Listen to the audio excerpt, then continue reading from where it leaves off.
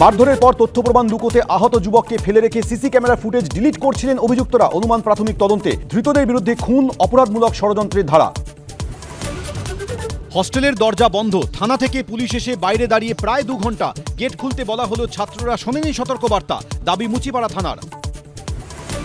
বোলপুরের পর রামপুরহাট, ফুটপাত দখলমুক্ত করাকে কেন্দ্র করে ফের উত্তেজনা। তৃণমূল পুরসভার তরফে অভিযান শুরুর আগে বিক্ষোভ, পেলোডার ঘিরে প্রতিবাদ, ফিরতে হলো পুরকর্মীদের।